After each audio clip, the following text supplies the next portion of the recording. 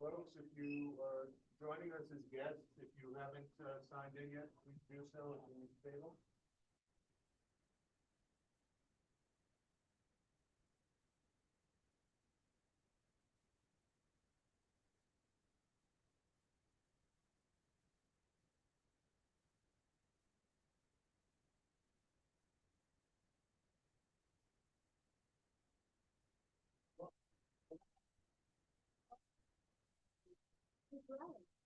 About what? I was in Chinatown rallying for no jail. In the jail, I mean, the city hall. Oh, Just saying, watch the wires. Yeah. oh, how come she get a high and none of us get anything? I can be in Hawaii. She get a hug, you get a hug too? Of She didn't wanna course. talk to any of us. She wasn't ready. She wasn't ready. Now Right, she's Bella? ready. Now she's ready. We all could be at a rally, yet we're here.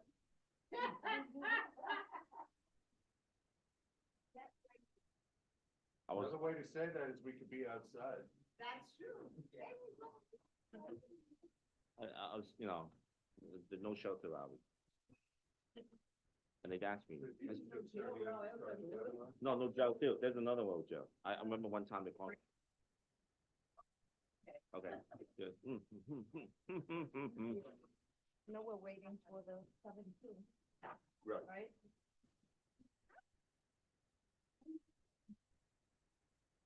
They should be here soon. Nope, I spoke to the deputy inspector again. Okay, They should be. okay, cool. And are the nightlife people via Zoom or in person? I was not aware that they would be Zoom. They're doing a presentation. Yeah, they sent me the presentation. Okay, so they're coming in person? I thought so. The nightlife folks? Mm. Tell us how to party. Mm. Uh,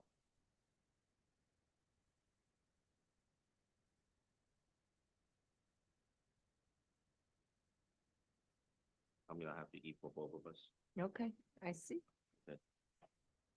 That's my VIP. I like it. Every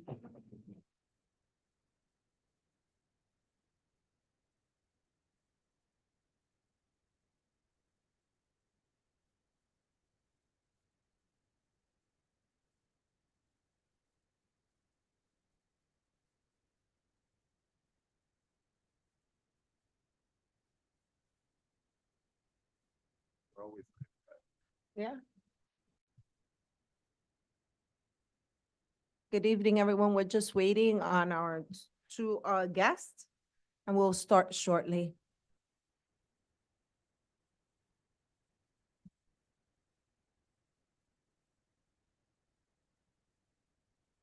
I think that's them. Hi, welcome.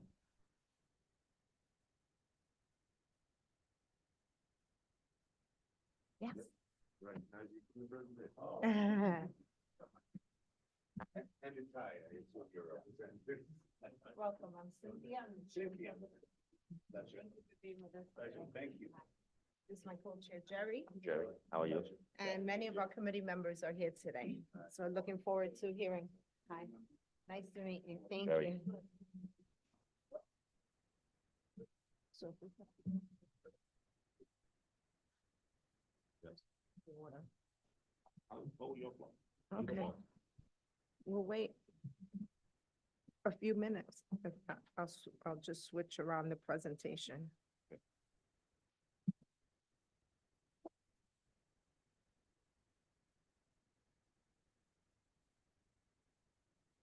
Yes? Yes.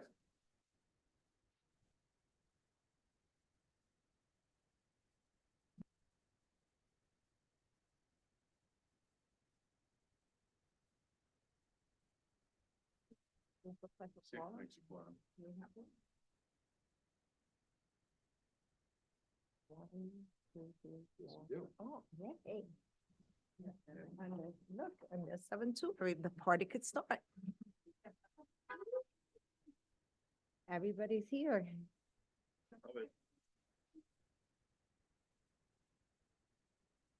The item that's off agenda? Yes. We're gonna discuss. Yeah. Right. Welcome.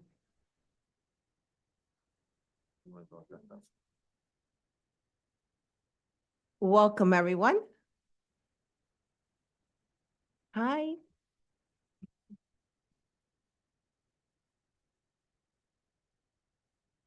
Okay, welcome everyone to the Public Safety Committee meeting. We are going to start the meeting and we're going to start off with a roll call. Jeremy? Thank you. When I call your name, please acknowledge. If you were joining us on Zoom, when I call your name, please unmute yourself, acknowledge, and then mute yourself again. Let's start with Cynthia Jeffers. Present. You, Jerry Chan. Good. Thank you, Joan Body. Thank you, Gabino Morales Escamilla. Thank you, Kin Fung. Hector Gonzalez. Thank you, Zachary Jacy. Daniel Lai. Barbara Lee. Thank you, Roberto Martinez. Jamie Nelson. Sam Sierra. Thank you, Kalina Sorma. You have a quorum. Thank you. So welcome everybody to the Public Safety Committee meeting. We have a quite few items on the agenda, but I would like to amend the agenda to add in addition, yesterday there were a few accidents that occurred in the community that were fatal accidents. So I just want to amend the agenda so we could discuss them very briefly. They were motorist accidents as well as one in transit. So I just need a motion to be able to add that to the agenda. Thank you. Second, Sammy, thank you. So we're going to open up the discussion. We have here the 72nd precinct. They're just going to give us a little bit of an update.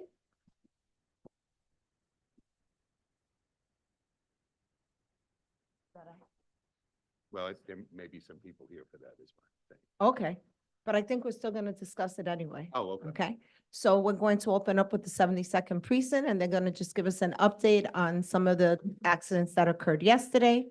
I would also like to share that as many as you know, we have been fighting to get the 4th Avenue bike lane completed, was not completed. And unfortunately, one of the accidents happened at the intersection where it was not yet completed.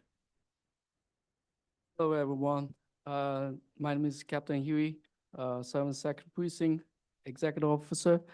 And this is the traffic program is what I do daily as well as DB. But we're going to talk about the traffic, which we see 2 major collisions yesterday, back to back within 2 hours. The first one happened at 9 o'clock in the morning. And the location is 53rd Street and 4th Avenue. And it involved with one pickup truck and a e-bike. It was operated by a Asian, 49-year-old Asian doing a delivery.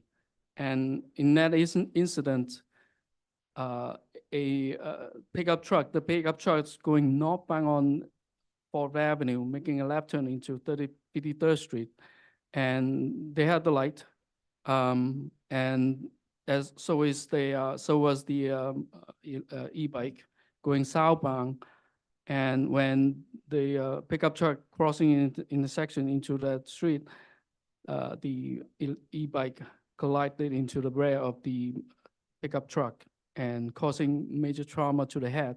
And unfortunately, the victim suffered trauma to the head, lose a lot of blood in the scene, and he passed away. And so it was unfortunate. And somebody asked me if the person was wearing helmet. Unfortunately, he did not. And so it's sad to see this kind of incidents. I went to the scene. I was off when it happened. When I came in, I went to the scene to assess the situation, and I saw a couple of things that's been in my mind since I got here, and which is like we could have done better. And what I saw was the bike lane was placed in between the parked cars and the sidewalk. And what you see, the way it was constructed is that there's an advantage to it. You don't see people like, getting risk of sideswipe, that car, sideswipe motorists like, mopeds or bicycles, causing them to fall. And the bicycle may feel a little safer going down the roadway because they're supposed to be in the roadway, right? So they feel safer. We reduce that type of collisions. However, what we're saying is that when they go down, the car making turns, they cannot see the mopeds. They cannot see the bicycles. And the same thing for bicycles, they cannot see the vehicle making turns. So, and when all they see is the green light, they go full speed ahead. And which unfortunately, when you see the e-bike going fast, they're capable of going really fast. And unfortunately, when they fall, even if the collision doesn't kill them, the fall could kill them, which I see in the second one. Okay, I see the second collisions. I'm going to go into that later. So with that, right? I have this thing is bothering me a lot with this way it was constructed. So I trying to figure out better solutions, and this is what I propose, and I was seeking some kind of recommendations or ideas or like maybe opinions from DOTs, and I actually was contacted Miss Emily Rakemi. I'm sorry, if I mispronounced the name, but I was conferring with her with regard to proper device maybe we can install at the locations, or possibly the whole stretch of 4th Avenue, or possibly the entire precinct, maybe the whole borough, which is this is what I'm gonna recommend, right? We could probably install some kind of bike enforcement device, such as with a sign with maybe green lights, or for bicycles or motorcycles going down on that lane. If you understand what I'm talking about, I think that's a great idea. We also know, because the bike lane was not completed, fully done, that we have been asking DOT to come, and I could also refer, maybe we could have a joint committee meeting with the Transportation Committee, that I'm sure a lot of people will have ideas on how to really use it safely for everybody. And I know Councilmember Alexa Vilas is also looking into ways so that everyone could use the 4th Avenue safely, because it's not the first accident, and it certainly won't be the last if they don't repair the bike lane, which we have been asking them to do for a really long time, if they don't complete it. And on top of that, I don't think this is even enough, because when they see the green light, they're gonna full speed ahead, right? And I also further recommend they make it blinking yellow. This way they can see the cautions, because they have to understand the people making turns. People making turns, they gotta understand that people are coming down on the bike lanes too. So what I'm seeing, what I recommend also, when you have a turning arrow light, make it blinking yellow, so they can really see that maybe there's a bicycle coming down the lane. So I'll see how it goes, going forward. I trying to come up with a long-term solutions. Enforcement, we cannot be everywhere. We cannot be constantly at the same place, but this would have to be bring some kind of awareness to people, so we can keep the fatality down. So moving into the next one, right? This one happened on 39th Street between 3rd Avenue and 4th Avenue. This one, it was an electric moped. It was, it's the moped operator didn't wear the helmet also in this incident.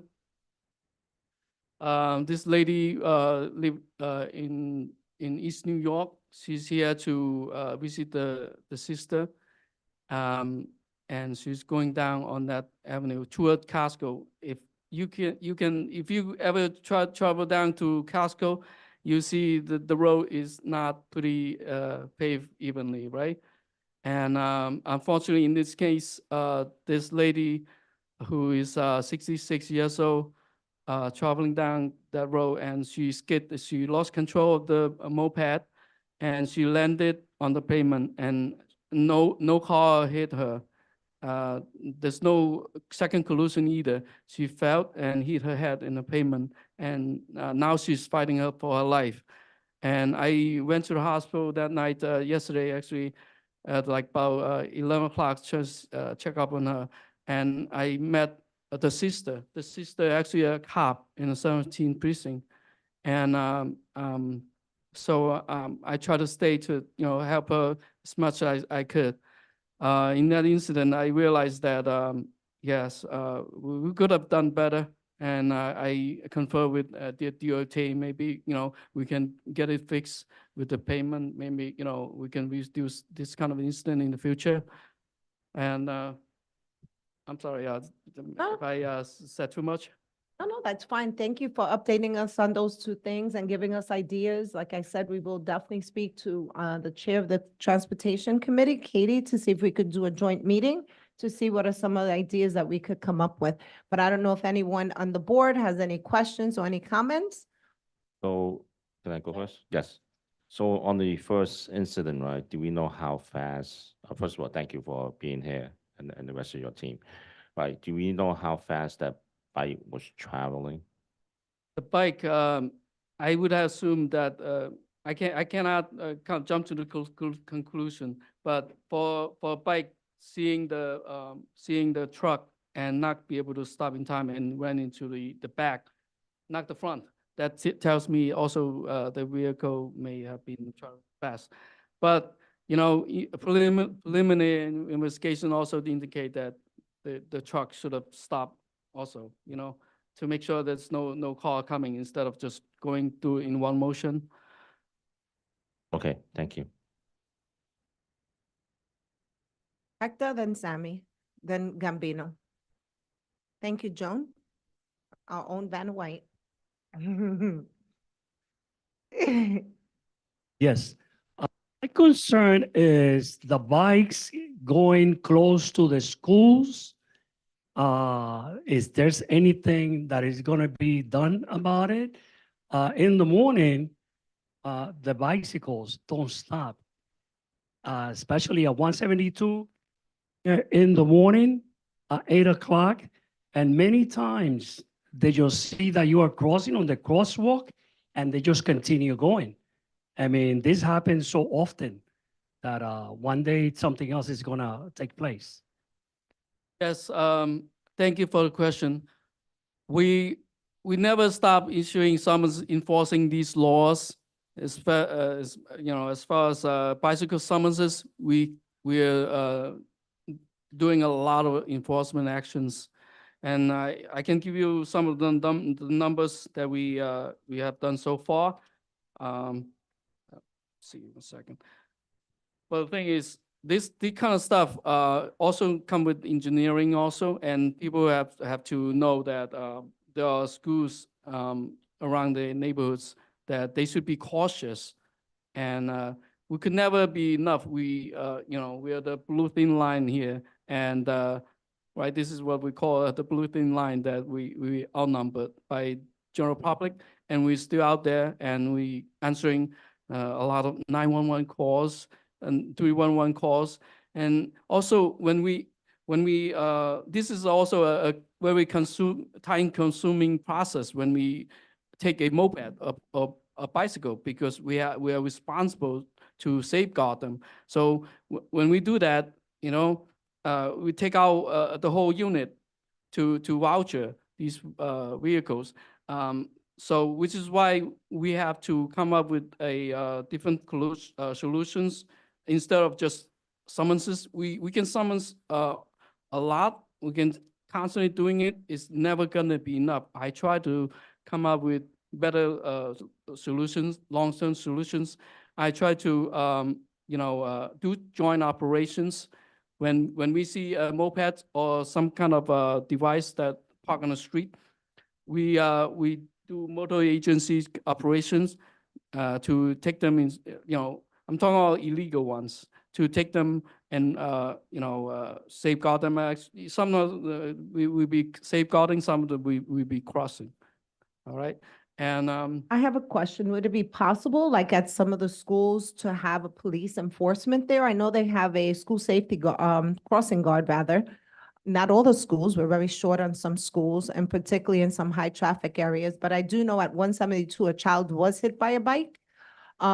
So perhaps sometimes a visual deterrent may stop the people. So that may be an idea. And I know you can't do it every day or be there all the time, but it would be a thought to start doing that on occasion.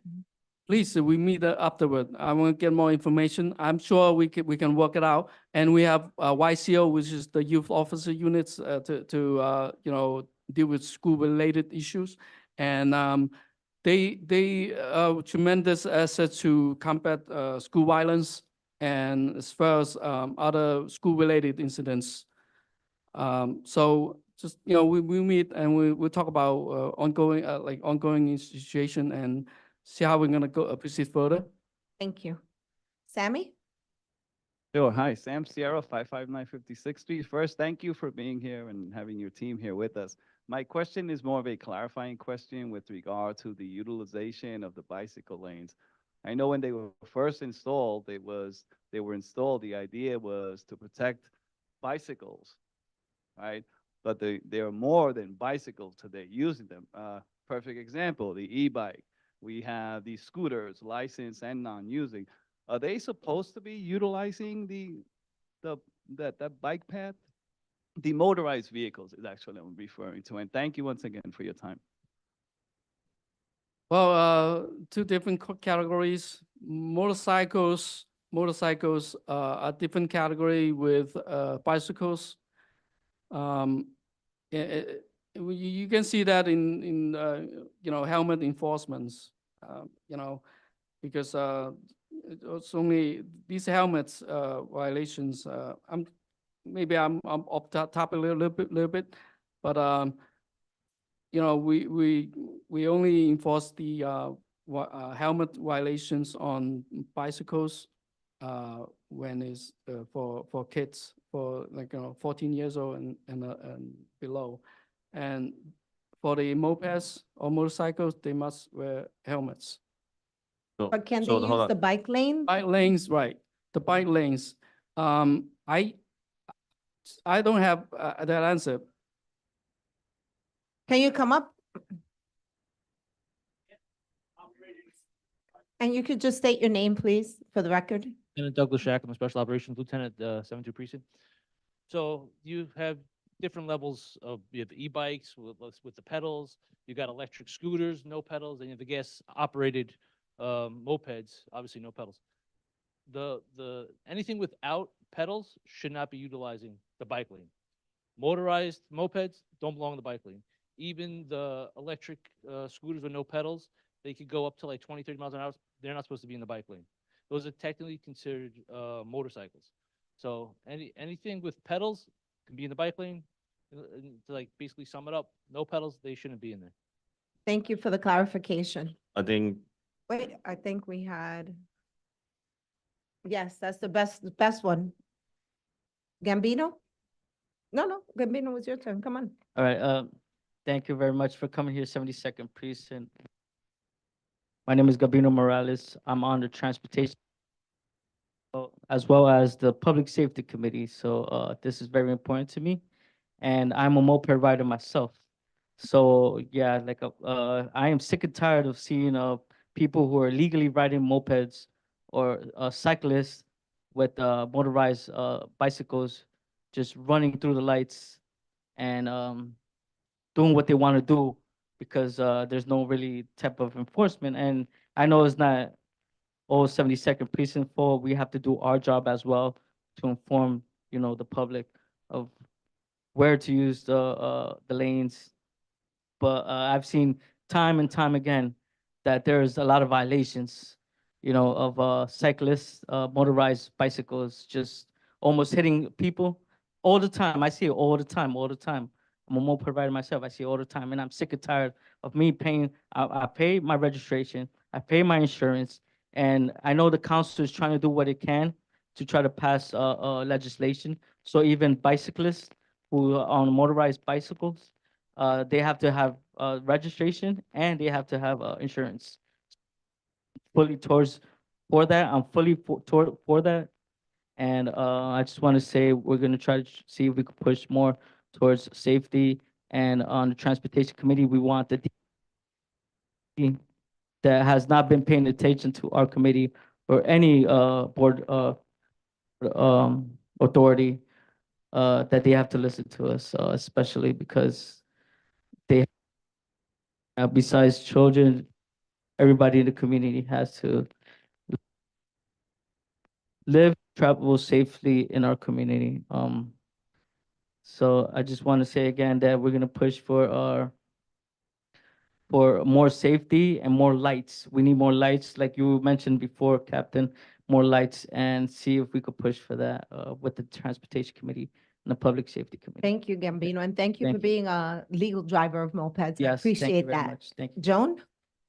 No? Okay. Perfect. Thank you for summing that up. Gladys? Sammy will pass you the mic from Joan.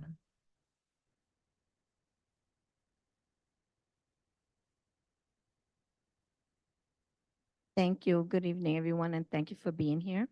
I just wanted to give, if I could, a recommendation. I noticed in Manhattan, in the bike lanes, they have traffic lights for them to either go or come and stops the people and all that. I don't know, maybe because of the cost, but that's something I guess that we should look into because there's too many accidents that are occurring. So maybe that could be a try.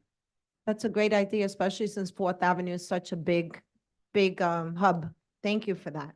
Thank you, officers. We appreciate it. We're now going to move on to the next item on the agenda. So the next item on the agenda was supposed to be a presentation and discussion on the change in method of operation for Pyramid 369, AKA Love 69, located at 4223 Second Avenue, from a bar to a go-go dancing club. Early this afternoon, we received, not from the owner, but from their representative, that they are not going to be able to attend, even though there was numerous attempts by CB7 to get them here. And they assure us that they're not going to file their method of operation until they meet with CB7. However, I have decided to move forward with a discussion on it because I know community members came out specifically to discuss that. I also want to get on the record some of the complaints that the 72nd Precinct has received from this location. And if and when the owner files another one, we will have another meeting. But I did want to at least have a brief discussion. The owners are not here. But if any community members have any concerns, I'm going to first give the floor to the 72nd Precinct, who will give us a synopsis of complaints, both 911 and 311, that have been made to 4223 Second Avenue specifically. That is the location we're speaking about. And then I would love to hear any community members that would have concerns. And like I stated before, if and when the owner files again, we will meet. Then after that, we are going to have a presentation from the Office of Nightlife. They are here to let us know what are the responsibilities of these bar and club owners in our community and what we could do as a community if we have any concerns. Lieutenant, thank you once again. So, El Viejon, 4223, the second name, that's how I know of it. As far as the last 3 years, they've had 301 complaints there. Yeah, 40.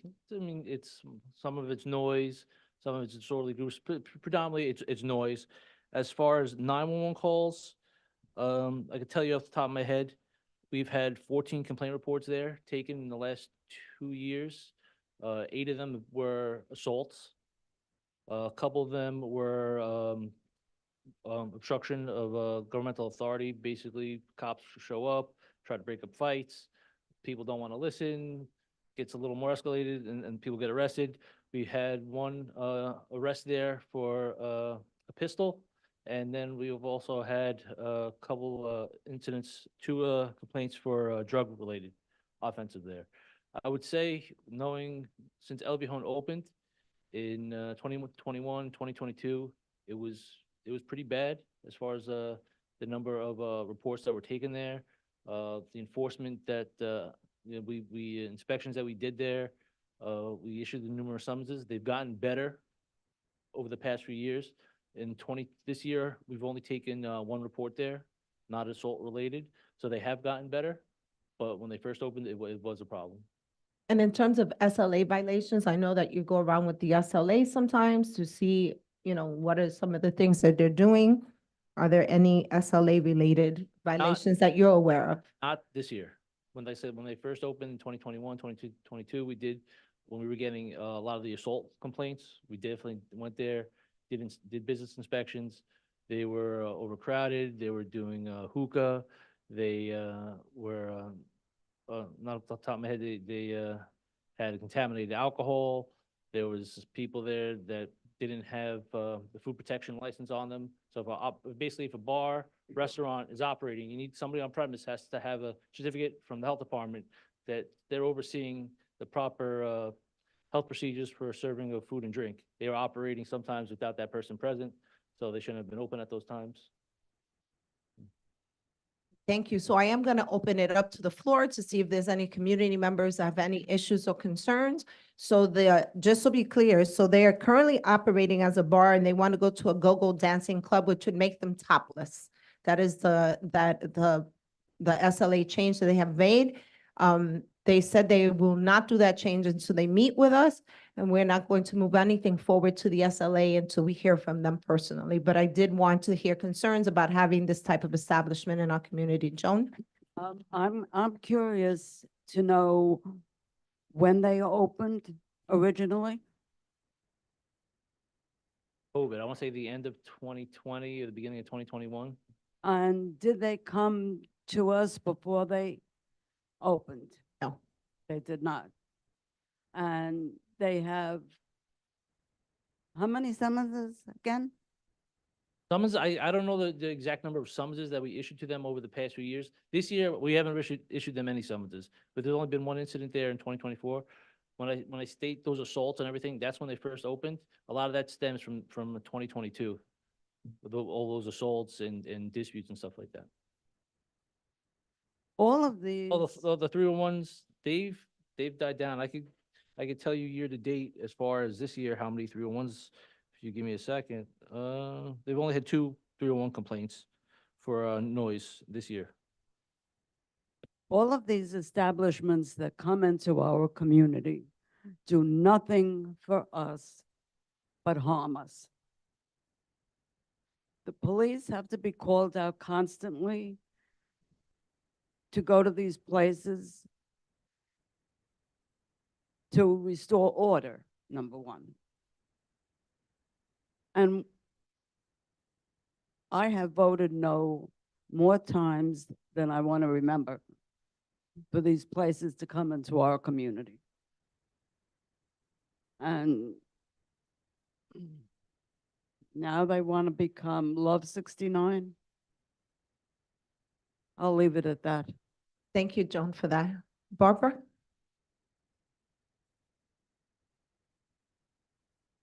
I remember when I first moved here, like over 30 years ago, and it was the Wild Wild West and the Wild Cherry. Sweet, oh, it was the Sweet Cherry. Oh, it was a They were cherry. notorious. Yeah, it was, yeah. I mean, I had to go to the hospital one time and leaving, seeing all of that in the middle of the night, the chaos that was going on there. And then later on, that officer that was hanging out there drinking and hits that family. If they're not running things, I mean, okay, some of the stuff happened back in, you say, 2022, mostly. Okay, are they serving alcohol? Licensed premise. And they're going to sell alcohol in this topless bar? That doesn't bode well with me. Sorry. Thank you for that, Barbara. Sammy? Hi, thank you. As a longtime resident of Sunset Park, I live here since 1968. With regard to establishments like this is not our first dance, so to speak. these establishments attract a certain type of environment. It just breeds that environment, and the ones who suffer at the end of the night when the customers are leaving are the residents of the communities, because these patrons, I'll call them that, they drive through our communities. They walk through our communities. They urinate in front of our establishments.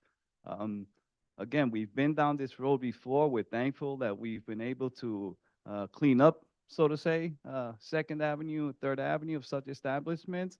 And I'll keep it PD right now because we have a minor in the room. But this is unacceptable for this community. We're not going back there anymore.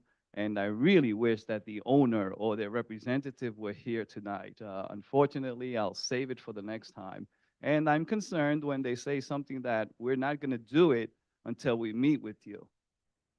That's not saying that they're not going to. They're going to meet with us, and then they're going to do it anyway. So I'm concerned, and I await their visit and their presence. And thank you for your presence once again. Thank you for that, Sammy. And Jeremy is going to make sure that he does forward that email to the SLA so that they are aware that they did not come today, and to make sure we're abreast. Hector, right here. Point, Yes, yes, please. they opened up a new bar right across the street, Tulum. So if they go ahead, I know when we had the club on 39th Street, especially at closing time, there was always cars hanging out double parked, either picking up patrons or picking up the workers when they're leaving. If you have where they're at now, 4223 Second Avenue, and you have this other club that just opened across the street, which is pretty big, they could hold up to like 500-600 people. You might have a lot of congestion, especially at closing time. And we all know that Lutheran is on Second Avenue, and it's could get busy. Yeah, and we know that we heard from Family Hall, which we said no to, which is a couple of blocks away. That also holds about 600 people, because I know the residents of 44th Street were concerned about that one as well. So it seems to be in a short Yes. block of like 3 or 4 blocks, there's like 4 or 5 bars now. So Your name? my name is Sarah Adams. I live on 45th Street, actually right down the street from the Urban Air that's there, and my neighbor as well. So Second Avenue, and I'm glad you brought up Tulum, because it is enormous, and I'm not up at that hour, so I just see what's on the street when I walk my dog in the morning. And I'm glad to hear that a lot of the residents are thinking about the vision of Second Avenue going from the construction in the street and the bumps and not being able to drive down to, we have some issues with urban air late at night with, I assume it's teenagers, whatnot. They've come into my gate, they've been tearing stuff off my building 5 times in the last few months. Going back to Tulum and then some perhaps topless venue. I guess obviously the concern is people being inebriated and problems happening. And then what happens if there's then this other establishment? And then also like, what is going to happen with Second Avenue? Like, do we just want to have like bar after topless club after, like it feels like it's going back in another direction. Yeah, back in time, exactly. I had another thought, but now it's out of my head. Pardon me? Yeah. Another thing I just wanted to bring up really quickly is with urban air on that corner, and then we were talking about traffic, there is an insane amount of traffic on Second Avenue that seems, I'm using the term loosely, lawless, just because there are cars double parked here and there, and then thinking at night traffic and what is happening.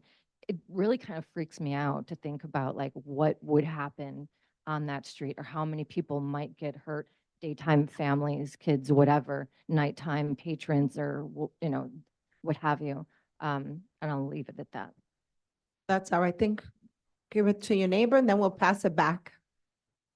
Thank you. My name's Aaron Plevke. I also live on 45th Street.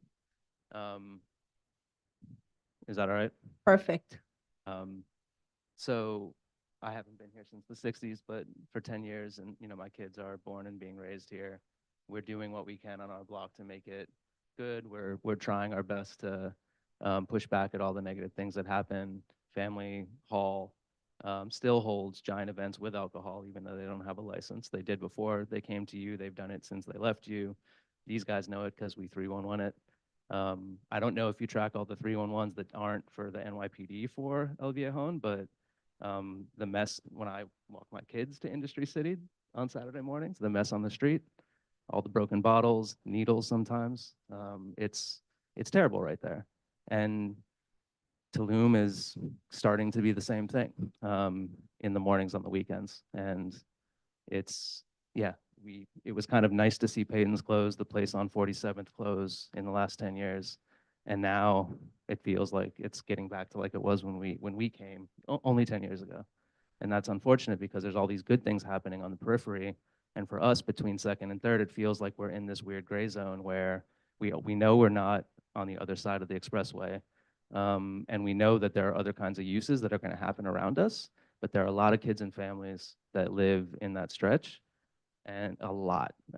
We, after years of asking, got our speed bumps. We're going to hopefully get a stoplight because the situation at that intersection, as you guys know, with urban air is not tenable.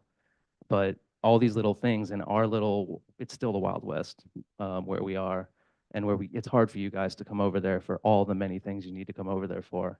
It's just adding more fuel to this is just going to make your jobs more and more impossible, and the situation is just going to continue to get worse.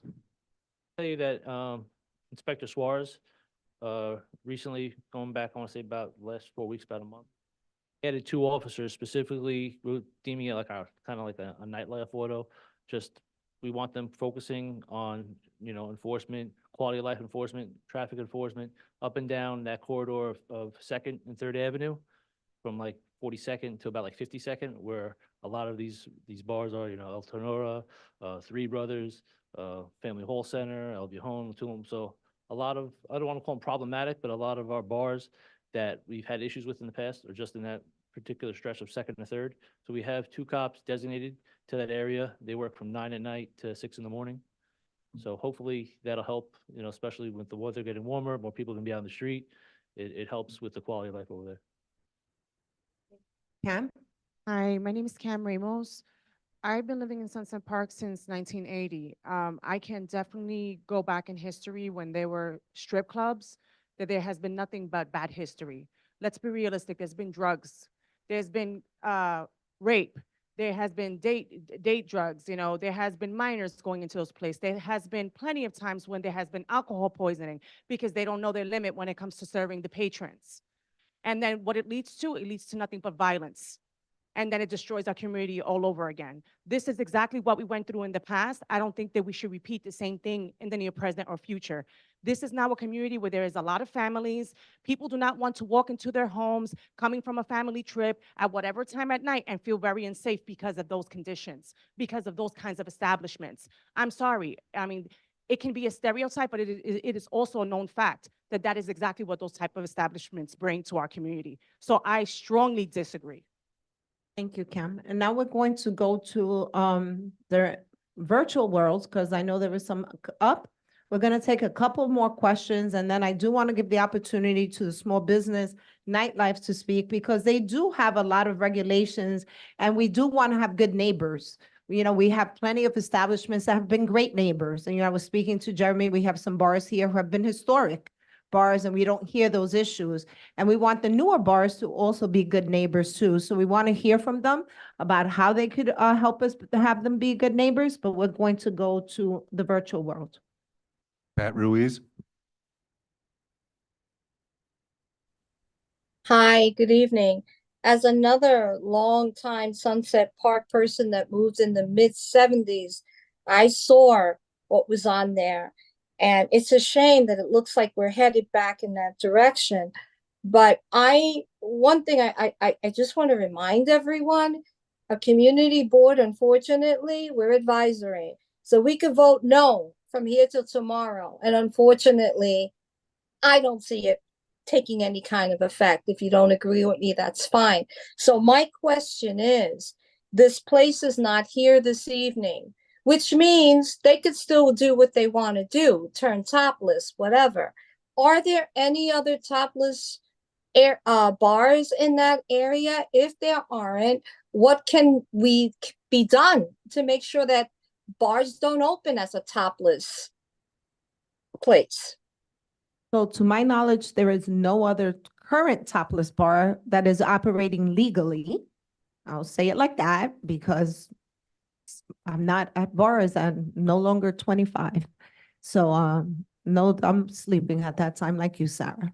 So, to my knowledge, there are none, but we do have the Office of Nightlife here, Pat, because I've read they have comprehensive, outreach and they also do a lot of education. So I'm hoping that we could partner with them. And if we point out some of these bad neighbors, that we could work with them in order to mitigate the growth of these things and to make sure that the bars we do have are operating legally and within the confines of the community and working in partnership with us. Yes, because I agree with you. It did send a strong message to me that the owner chose not to come. Yeah. After repeated outreach by the great CB7 team here. And my other concern is I'm thinking from back during those times, the young women that would be bought into prostitution. We have Urban Air, the young woman, I only see the back of her, was talking about the things that come out of there late at night. Teens are very vulnerable. Anything can happen. Do we want to have them preying on our young girls and boys to go into prostitution to make money? I mean, these are things that I'm thinking about. It has happened and it's going to happen all over again. It would be a shame. Second, Third Avenue slowly has gotten so much better. What can be done? We need to change this. We can't have these kind of places. We can't. Thank you. Thank you, Pat. Jane Byrne, you could unmute yourself.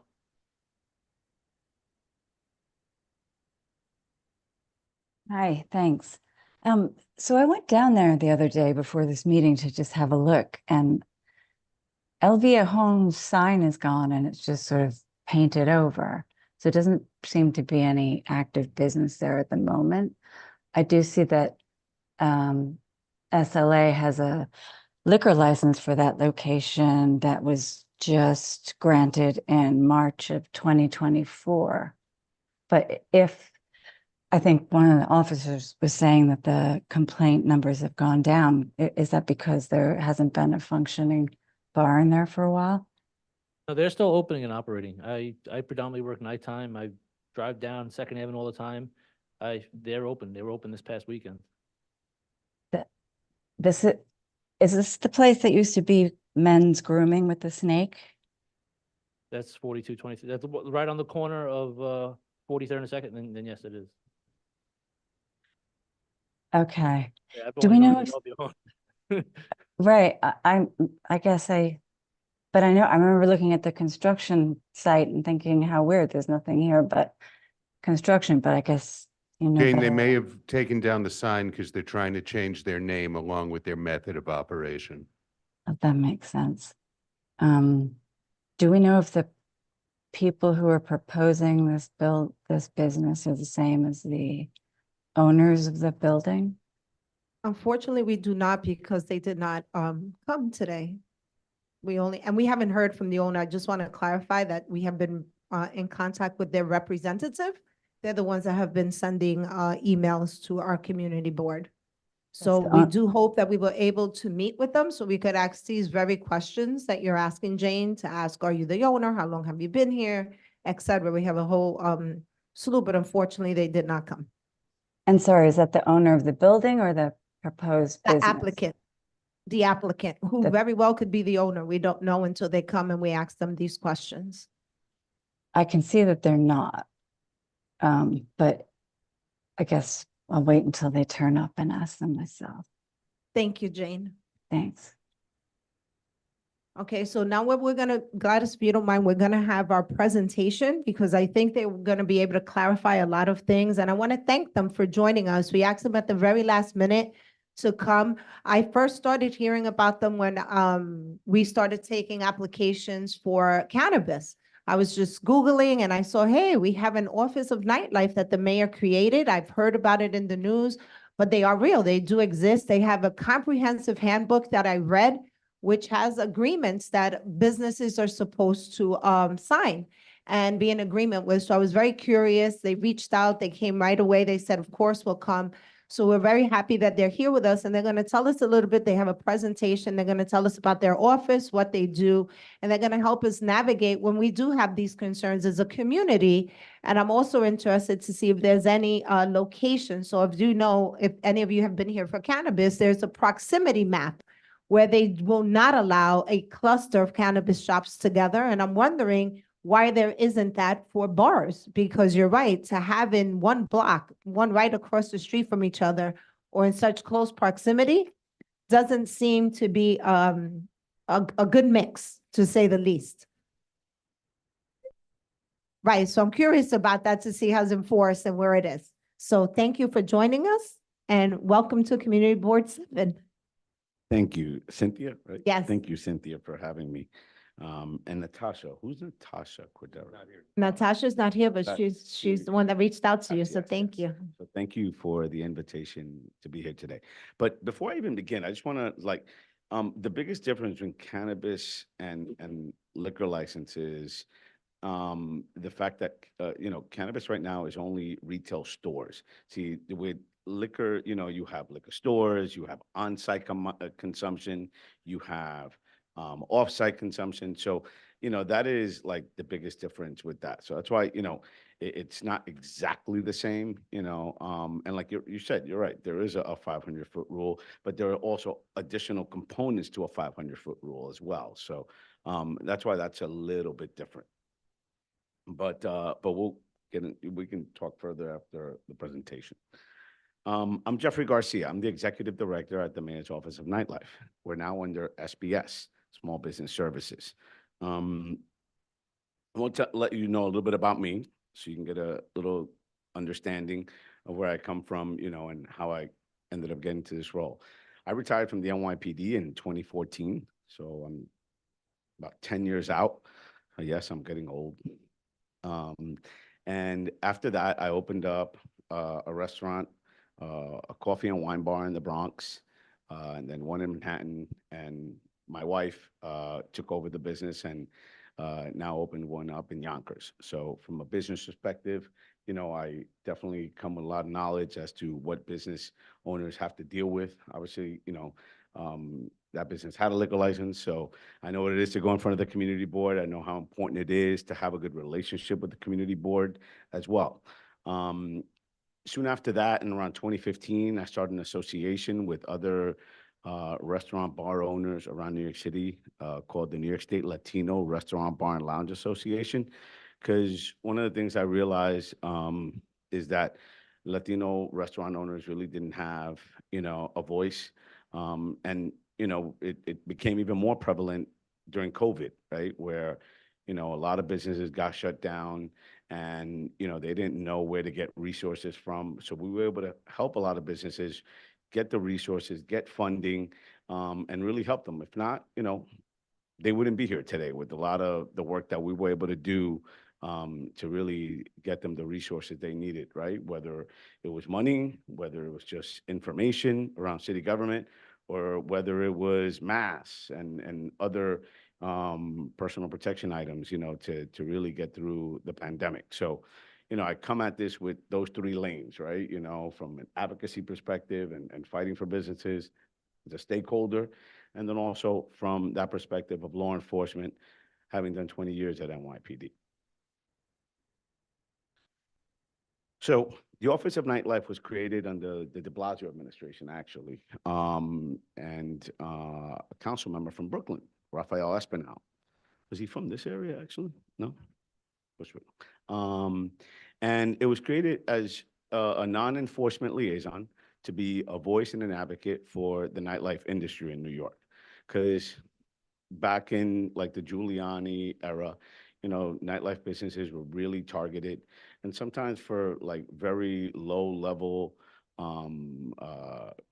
complaints or crimes, that were going on, and a lot of businesses went out of business or were heavily fined, or at midnight, they would get raided by 20 or so agencies throughout the city.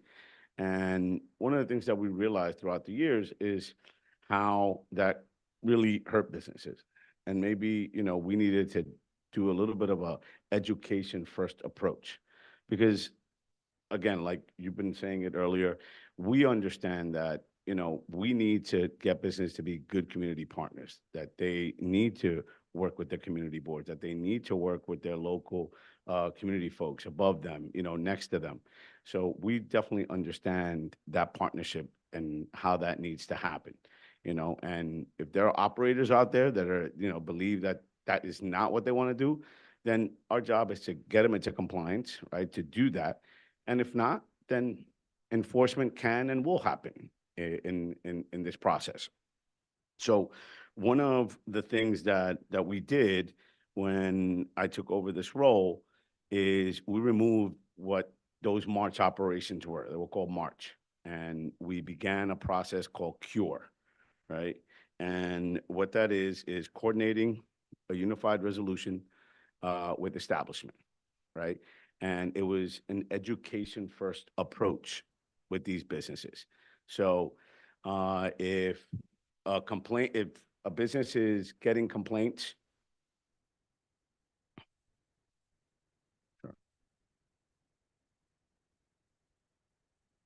if a business is getting complaints, right, from either 311 around noise, I know someone mentioned that they would wake up and see a lot of garbage and stuff, so sanitation issues. We would get these complaints, right, either through NYPD or through a 311 system or through a community board. And then we will reach out to the establishment and let them know that they are receiving it. Because sometimes maybe these businesses don't even know they're getting these noise complaints, other than when maybe, or if the police show up and they say, oh, lower the music. But maybe they think that that was just a one-off, maybe they don't understand that they're really bothering someone upstairs, right? So we get these complaints. We will then get in touch with the owner or the operator of that business and let them know what's going on. Listen, over the last 3 months, you've had numerous 311 complaints for noise, usually around 2 in the morning. Then the cops come, you lower the music, and it seems, like everything gets better, right? We need to make sure that that doesn't happen.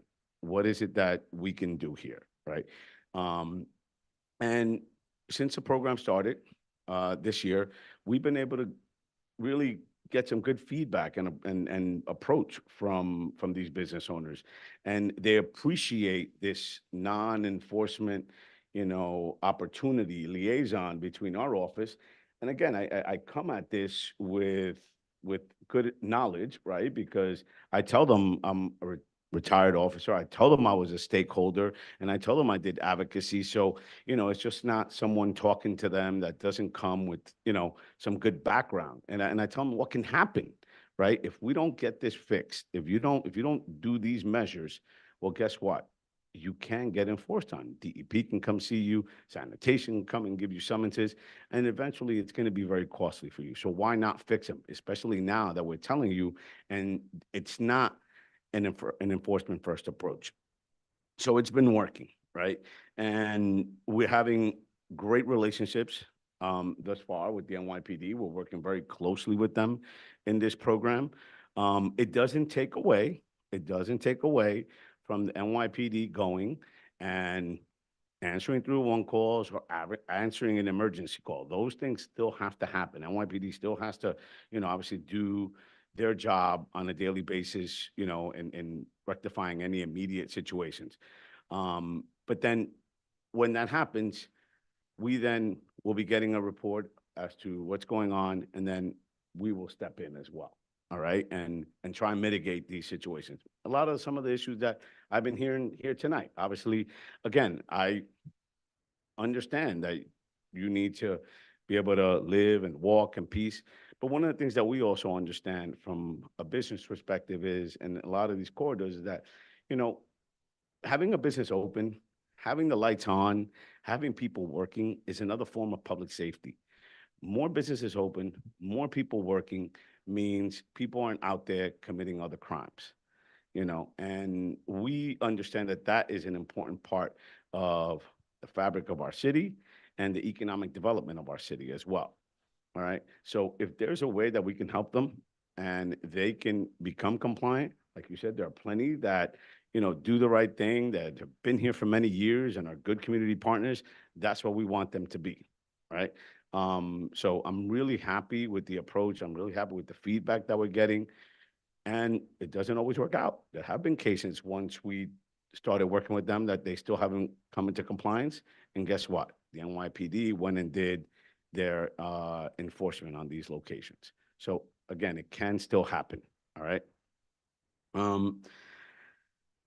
We have a program called MEND, right? And throughout this process as well. If you have a bar downstairs that's noisy and, it's been a constant issue, and you want to go through the MEND program, it's administered through the Department of Oath, right? And the Office of Conflict Resolution. And this is professional mediators, right? That sit down, right, with the person making the complaint and the business owner to figure out a solution, Because when it comes to noise, it could be that they just got to move a base from, let's say, the back of the bar, because maybe that's where your bedroom is and you're feeling the vibration. Hey, move it to the front, right?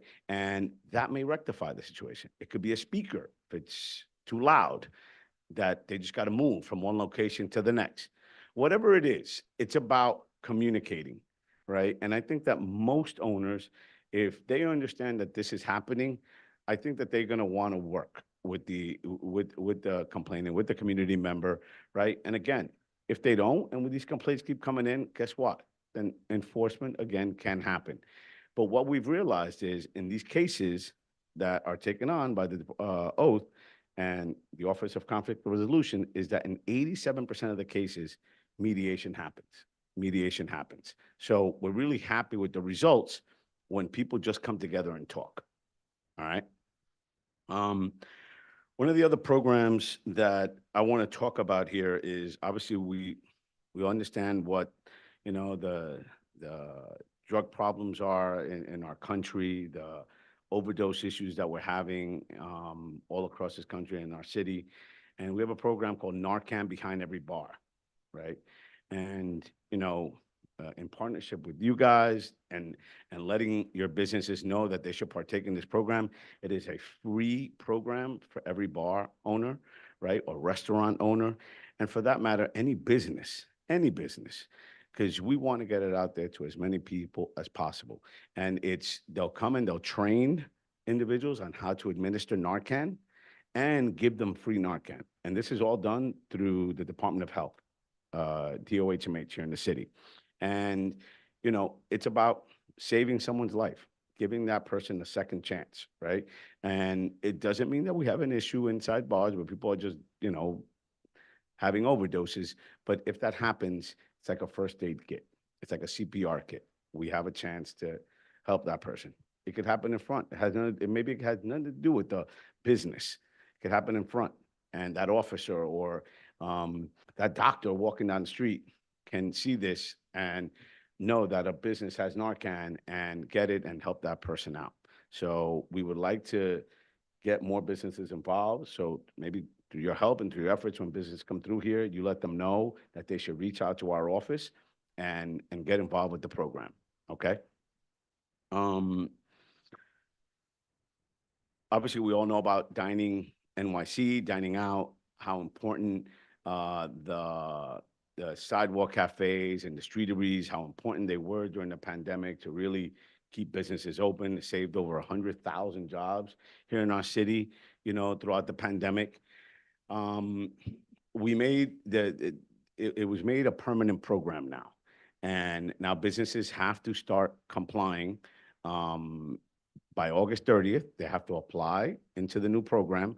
And after they receive their the permission to proceed, right, with the new program, they have 30 days to fall in and comply with the new regulations. So you're going to see a big change in the way that program looks by this time next year. All right. The street dining is only April through November. So November, no matter whether you're in the temporary program or in the new program, all that has to come down. All right, all of it has to come down.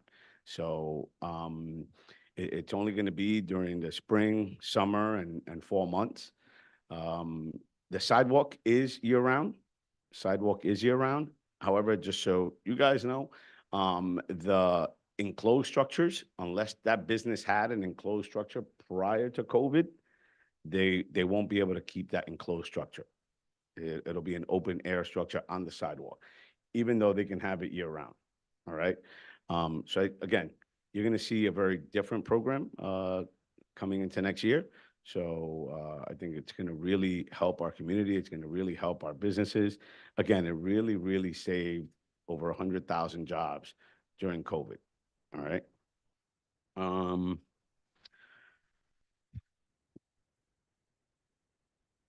Sanitation, you guys, every business owner should know, and you know, we communicate it all the time.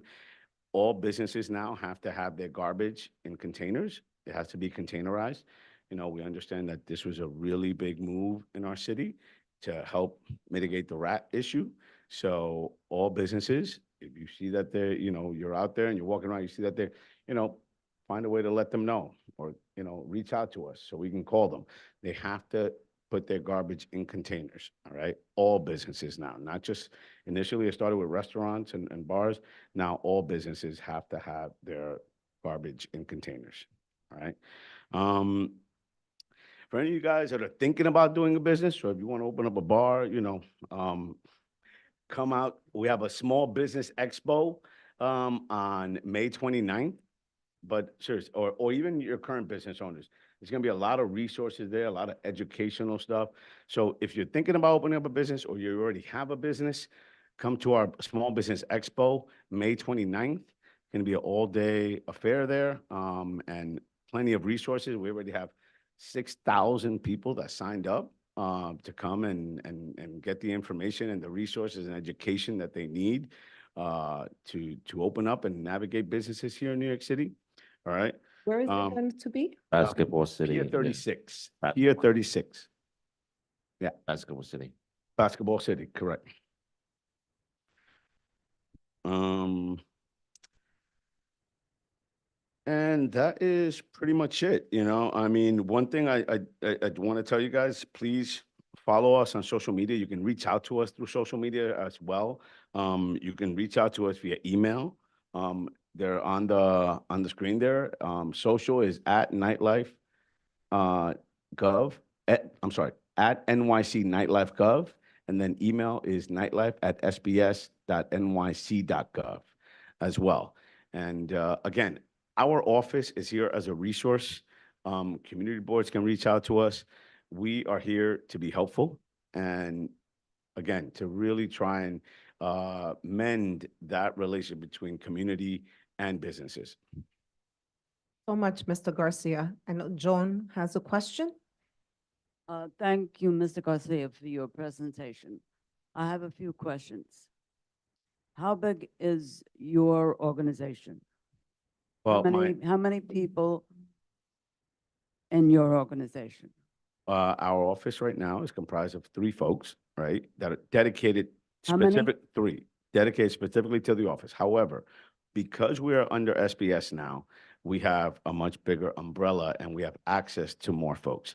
Because under SBS, we have teams like the BEST team, which is the Business Express Service teams, that when we need to send out folks for compliance training, meaning to go to I know the lieutenant mentioned that, you know, there's a place that he went to and, you know, they weren't serving food and they were supposed to. We could send our Business Express Service teams to re-educate that establishment. So even though our office is only 3 people, the fact that we're under Small Business Services now, we have access to many more people. What is your outreach like? Oh, it's this. We do quarterly nightlife meetings around the city. How do they know? How does the small business owners, bar owners know about you? most of our interactions come through the PD, right? When we do these nightlife meetings, they do a lot of the outreach with these businesses. Obviously, they're out there day in and day out with them. So How do they know that you are having this meeting?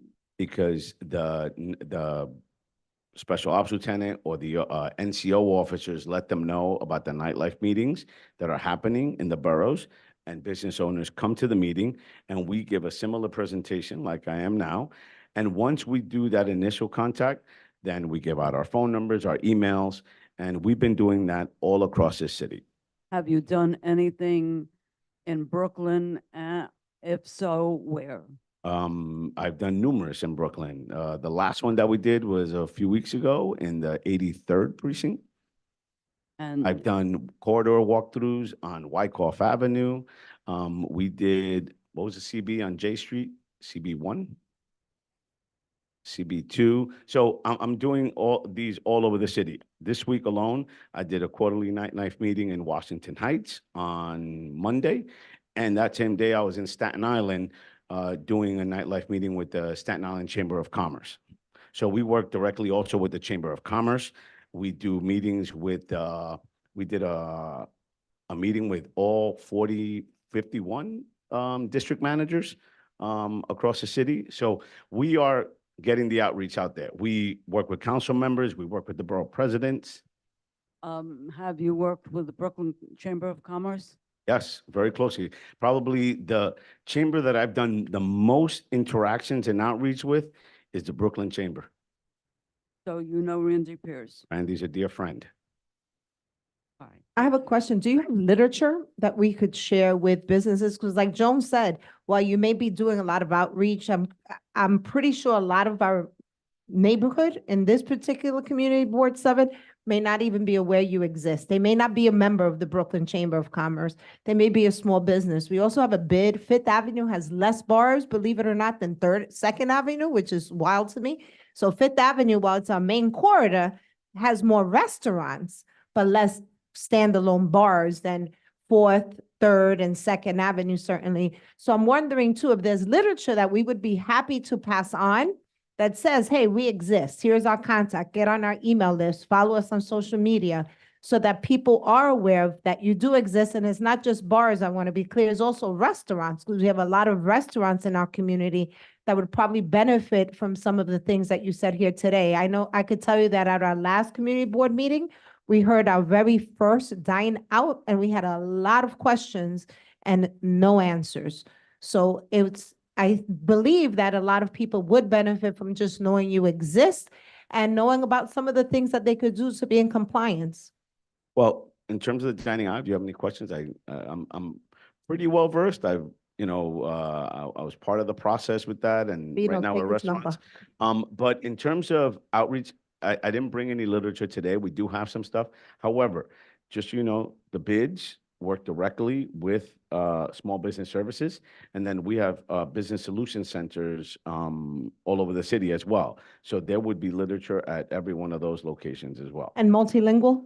Yes. Perfect. Sammy? But That was your but you question? know, but for the folks that are here, go to our email, go to our website. We have information there, and we could also send it out. Yeah, if you could please forward that to Natasha, because I could include it as part of the package. We'll have our full board meeting in June, and we could share it at that point as well. Jerry? I have a couple of questions. Let's start with the first question is, I think a lot of people do know the compliance stuff, right? But they take profit over risk, right? So how, I mean, you can't answer because we don't know what they're thinking. The literature you're talking about, right? Does it have multiple languages? Since you only have 3 staff, I assume that you don't speak Fujianese or Mandarin or Cantonese or any of these, right? How do your team communicate with community that don't speak English, Spanish? That's my first question. Well, I have a very good relationship and resources with Chinatown Bid, and I work very closely with him and Wellington Chen and others throughout the community there. So again, we do have resources in multi-languages, And I work very closely with the Asian community through the Chinatown bid as well. So Chinatown bid represent Manhattan Chinatown bid. I know Wellington very well too. By the way, Wendy is having an event. I don't know you know about it. She's having an event right now. Night market. This moment, the night market, On. I think I saw something on the agenda there, but Yeah, obviously I I had to be here. Yeah, I'm here too. Wellington is Chinatown. He does a lot of resource. I'm talking about Wellington's in Manhattan. I'm talking about CB7. I'm being selfish. I'm talking about CB7, which we do not have a Chinese bid, like Chinatown bid over here. Right? How and how do you get resource right to communicate into those neighborhood? Now we have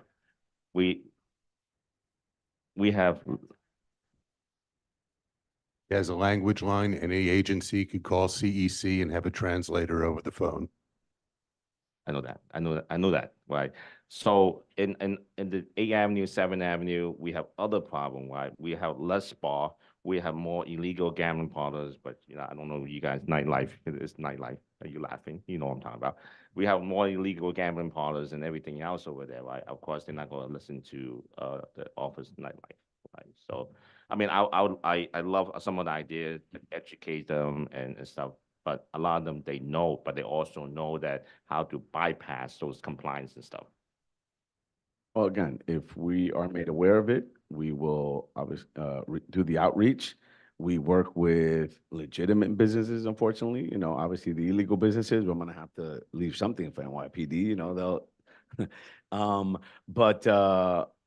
but any legal business that you understand you feel needs to be touched on, please reach out. We will definitely get out to them and talk to them and make that call. And we also have a program called Night School that we are going to be doing quarterly, which is business can log on to a webinar and, learn about best practices as well. So we have the resources out there. Is it in multiple language? I believe it is. When they do the webinar, it's in multiple languages and yeah. Perfect. Perfect. Thank you. One more question. I'll leave with some of the question to the folks out here. The NORCAM, the NORCAM is a great idea. I have one. She have one. Why can't we enforce the restaurant to have it just like the CPR kit that they're supposed to have hanging on the wall? Yeah. We understand that, with the outreach that we're doing, that having restaurants volunteer instead of making it a mandate, I think is the best approach right now. I think businesses have enough regulations to deal with, right? And to now have them, deal with another regulation. So the volunteer program with it, I think is going well. That's why we talk about it everywhere, and it's going well. People, when we tell them about it, are reaching out and becoming part of the program. Can we get some for the community? Yeah, I mean, again, I'm not sure if they're just giving out the Narcan. I think that part of the process that DOHMH is doing is actually going through a small training on how to administer it and then sending out the Narcan. So they have webinars every other week, is it? Yeah. Yeah, and you go on that webinar and you get the training and then they'll mail you the Narcan. Thank you.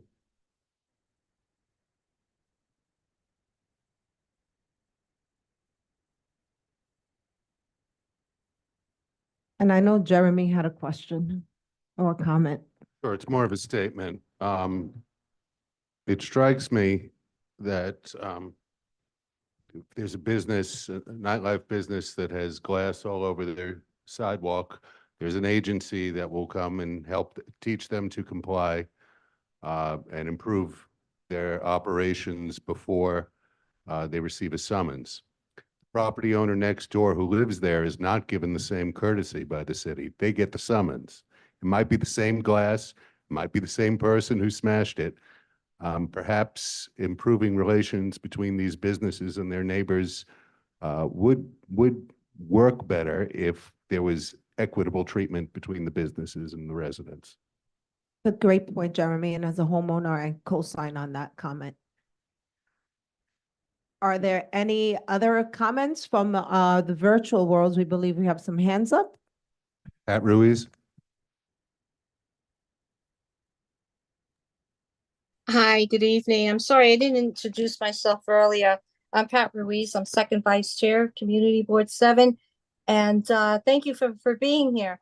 I'm a little curious. I think it's wonderful that you have a really great relationship with Randy Pierce, our former chair at Community Board 7. He's a wonderful person, but there are a lot of businesses that are not members of the Brooklyn Chamber of Commerce. And a lot of them are here in Sunset Park on Fifth Avenue. So my question is, how are you reaching out to them? Or maybe you're not reaching out to them so they know what you have to offer. And if you have done one-on-ones with these businesses, how many have you done? No, we have not done necessarily one-on-ones unless there's a particular issue with a business. However, again, through the different methods that I mentioned earlier, we have nightlife meetings all across the city, right? I've done numerous out here in Brooklyn over the last 6 months since I've been in this position, and most of that outreach is done through the NYPD or the chambers or local bids to notify those businesses of these meetings. Have you worked with our Fifth Avenue bid? Sorry? Have you worked with our Fifth Avenue bid and the other Fifth Avenue, which encompasses our two bids that cover this community board? Directly, as of right now, no. Okay, so maybe we'll connect you. Yeah. Yeah, that's a definite, because then that But- tells me right there that a lot of the folks may not know about what's available, the resources for them. But that may not be totally true, because even though I didn't connect with that bid specifically, because bids are managed through SBS, my first month in SBS, we did a meeting with every single bid through Zoom. So they should have been on that call. I can't tell you specifically if they were, but they should have been on that call, and they should be very aware of our office. Mhm. Okay, thank you. Thank you, Pat.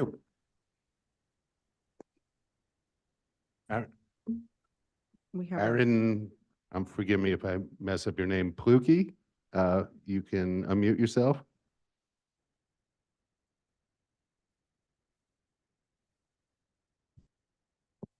Aaron, you can unmute yourself. Sorry, I was looking for the button. I guess, a lot of the presentations seem to focus on being pro-business, but I didn't hear anyone earlier this evening making any anti-business statements. It had to do with businesses who weren't doing their part and holding up their end of the bargain. And I think it's great that this group exists. I struggle to see them in our little Wild West on Second Avenue connecting with these businesses. Are these businesses part of a bid? Is there any, aside from the NYPD saying this one place is a big problem, can you go and connect with them? It's just hard to imagine where we are on the fringe getting the kind of attention that a group like yours might provide. And I fear that a density of bars, let alone, places that do more than just serve alcohol and at such numbers, hundreds and hundreds of people in these establishments is really going to be able to be served by something like this. So as great as it is that it exists, it's hard to see it impacting this particular issue that we were talking about this evening. Thank you. Well, thank you. Like I had mentioned with bids, right? If there is a business within a bid, I don't believe that they have an ability to opt out. That they have to be part of the bid. If you're in that business improvements, I had a business that was in a bid, and I had to be part of it. Like, you don't have a choice because it's part of the landlord's program. That fee that you have to pay for the bid is part of your yearly rent. So I don't believe that they have a choice. So again, we communicate with the bids. I had a meeting at the beginning of the year with every single bid through SBS. And they meet regularly with SBS as well. So they should be very aware, especially the businesses in that community of our office. I think. And they could always reach out to us. So we, I can put my phone number out here, so for people to reach out. We have our email and we have our social media. Like through all those methods, they could reach out to our office. I think he was speaking about specifically Second Avenue. Unfortunately, we only have a Fifth Avenue bid that only encompasses the businesses that are directly on Fifth Avenue or the cross streets. So Second Avenue, which is about 3 avenues down, does not. So I think that is where the bulk of our concerns comes as a community. From that stretch from 42nd to 52nd, as the lieutenant said earlier, that though they do not have a bid, many of them operate with temporary SLA licenses, so they kind of circumvent the community board because we hear permanent SLA as an advisory, as you know, but we do not hear temporary ones. So a lot of them operate with a temporary SLA for months and years at a time. That's how Family Hall could still operate. They just apply for a 24-hour license or a caterer brings it in. So they kind of, like Jerry said, they put profit over community a lot of the times and over risk. So I think that's what we were referring to, those that are kind of on the outskirt.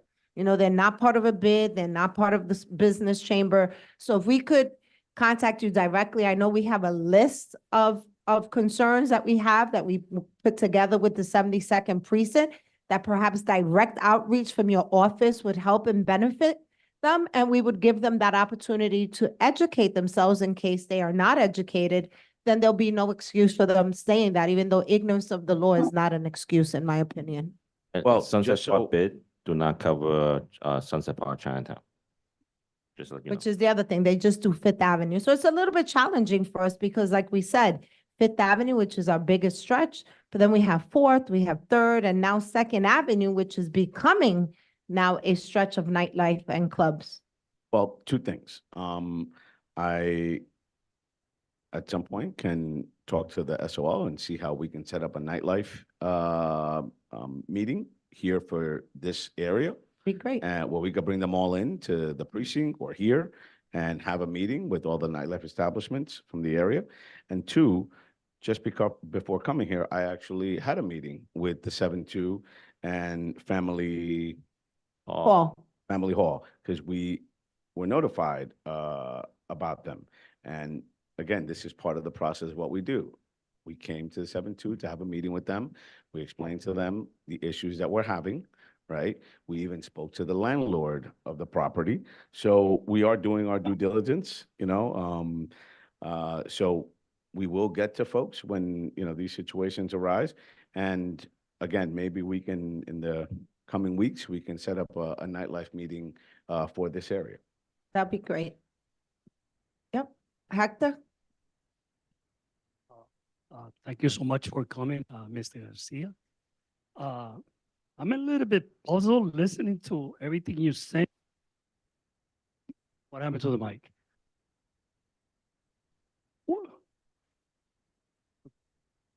When you apply for a driver's license, you take 6-hour course to know the basics of driving. And listening to you that you said that when you get the complaints, then you go and invite the businesses to follow the guidance. When the business apply for a license, can they be educated as well? Because why we have to wait for complaints to take over for the agency to kick in? Well, in terms of, let's say a state liquor authority, I used to have, a license under my name. I don't remember having to take a class or anything like that, so businesses should know these things already. Again, we are here as a non-enforcement liaison to help work with businesses and educate them on best practices, right? And we understand that that's an important role, right? Because again, sometimes with these 301, especially like 301 complaints, not everybody is aware. Sometimes these complaints are made anonymously. And even though the police show up and say to lower the music, that they may not realize that it may be a problem or a long-term problem. And what we try and do is educate them like, listen, you've had X amount of 301 complaints in this amount of time. There's obviously a scenario here, a situation. We need to rectify it. And furthermore, maybe, right, like we have in many cases, bring the complainant and the business owner together and figure out a solution and what's happening. And in most of those cases, it does work. So we understand that the education part of it here is helpful. And I do think it's a great idea to bring back to the SBS, like if someone is opening a business, to be made aware of some of the regulations. Like I know barbershops have to take a course, they have to take a license. I'm an educator, we all have to do that. So sometimes people have a great dream and we're a big believer in having a dream, but sometimes you have to be told the reality of your dream and what rules and regulations come along with that, because they may be inadvertently, like you said, breaking a law that they're not aware of, simply because they weren't educated. So while I appreciate the post enforcement, perhaps an idea to bring back to your bigger team at SBS is I apply for a license for a restaurant. Am I told I need to have a food handler? Am I told I need to do XYZ? Am I told my hours? I read your booklet. It's very extensive. I love the agreement in the front, but it's voluntary. So maybe that part of it should be, yes, I'm going to sign this, because part of my process here is getting people to sign that if they want me to do an SLA. Because you have very comprehensive outline in that agreement. I think it's 3 pages, something like that's your nightlife book. In the In the nightlife book? beginning, yeah. It's very comprehensive where it says, I will do XYZ. I will have a security guard for 75 people, et cetera. It says all the rules. And part of the process here at the Public Safety Committee is when they want the SLA, they have to agree to sign that. Like Pat said, we're advisory, but it's been working. If people see that they have to do something and they put it in writing, sometimes they feel a little bit of more of an obligation to follow it if it's put in black and white in front of them. So that's a great idea, Hector, to have some pre-education before they actually get the certification. Pre and post, because again, part of the course. Business Express server team, the compliance advisors, is that, they can go out to businesses and re-educate them on a lot of the compliance issues, not just SLA. It could be on, Department of Health and mental hygiene, making sure that they're serving food at all times, like the lieutenant said, things like that. It's about re-educating folks, letting them know this is how you stay away from enforcement. And it's working. I actually been to a lot of those walk and outreach with SBS. It worked. For that minute, afterward they leave, they go back to where they are, because what I say, profit over risk. It worked, right? Well, For that one of minute. the things that we've seen, and we were, like I said, I was just in Manhattan North on Monday in a nightlife advisory meeting, right? Nightlife meeting. And one of the things I think that we heard from there that was very gratifying is that while a lot of times businesses in the past were afraid to call 911 if something was happening, because then they came to the community board, and if you had a lot of 911 or 311 calls, it could hurt you getting your renewal on your application. If you had a lot of 911 calls, it could hurt, when you're asking NYPD for, their input on a business. So I think a lot of businesses had a little bit of a PTSD from the way things were at one time. And again, it's changing. And we got a lot of great feedback from businesses who say, you know what? Because of this meeting, I feel more comfortable now calling NYPD if we understand that there's an issue about to happen in our business. If something is happening outside, we will call now. So, because again, it's about avoiding issues from happening, right? People leave your establishment and they walk down the block, and you can't really control that they're noisy. But you know what? If you have a good relationship with your cops and your NCOs and, your community, you can better fix that, right? Maybe it means having more security outside when people are leaving, and letting people know, be quiet. There are neighbors down the road, it's late. So it's about understanding that, and a lot of times, like I said, sometimes the manager that's there or the security guard there doesn't understand that. And you just need to keep letting them know, listen, you're in a community, you need to be cognizant of the community. It could be where you live or your mother lives. I always tell people, you got to look at this as if your mother was living upstairs, and you don't want your mother to be, having issues. And I think they get it. Well, I do thank you for being with us today, and I do look forward to you having a better relation or stronger relationship with the 7-2. We do have a list that we spoke with Deputy Inspector Suarez about some concerns, and they're all mostly, correct me if I'm wrong, along Second Avenue. Most of the bars between 42nd and 52nd Street that we're concerned about, and also the boat pier on 58th Street. We are the guest of many party boats. A couple of weeks ago, there was a terrible incident where someone got stabbed. There was a big fight. And frankly speaking, many of our officers are deployed to do this when we really have just bad neighbors and bad players in the game where they don't want to follow. And I do understand that you guys cannot be everywhere, but it is something that we hope that we mitigate and circumvent it, because like many people here, I've been here my entire life, all 20 years of my life. And I've seen this, Jerry, please. I've seen it cycle, and I don't want to go back. I was here when 3rd Avenue was mostly porn shops and 2nd Avenue and all those things. And we've come a long way. We have a lot of families now living between 2nd and 3rd, which were always industrial, and that's why it's attractive to people. We also have a lot of pop-up illegal things that happen, parties that we're not even discussing today. But those that are legal and that you're aware of, the more you educate them, perhaps they would mitigate some of these things that are happening. But we are going to send you that list. I'm going to ask the community. I know there's some neighbors here from 45th Street who already mentioned 2 today. Glad you met with Family Hall. But if these things do continue, we do hope that enforcement takes place, because there's only so much education, only so many opportunities I'm going to give you, right? So if you're not aware and I make you aware and you still keep doing it, then it becomes a matter of enforcing it and asking SLA to step in and do something else. So thank you for your perspective on everything today. We appreciate you I look for forward coming to today. having that nightlife meeting. Absolutely. And when Joan opens up a bar, we're going to hit you up first. Yes. Reach out to me. All right. So I know that Bella wanted to say something earlier about the bikes, right, Bella? So I'm going to just flip this around. Bella's a student at PS 172. Say your name. My name is Catalea Bella Madover, and I wanted to say about my school is that PS 172 is the nice school ever, and I grew up at that school, so it's a very nice school, and I really love it.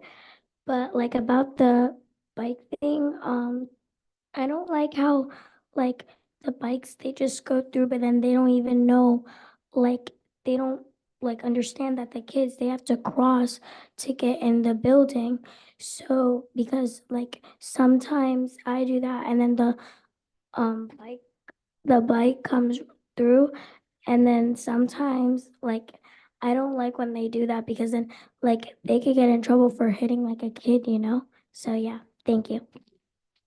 Thank you, Bella. We appreciate your perspective, and we appreciate you letting us know. And as you know, we will always take the safety of our children first. So we appreciate that. We're all here for the kids. So thank you for your voice, Bella, and being brave to speak about your experiences at the school. And we're glad you like PS 172. We like that school too. So are there any, if there's no further questions, I would like to move to adjourn the meeting. Sammy? Sammy was first and Joan was second, or everybody? So everyone have a great Memorial Day weekend, and thank you for joining us today.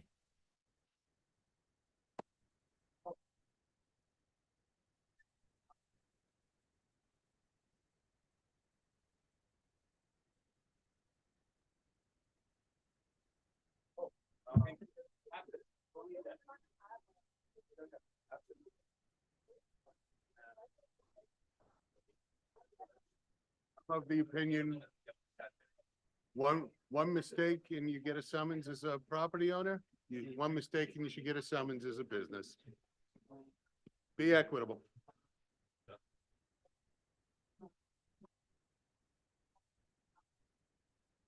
Captain. Wait. He's not leaving. He owe me dinner.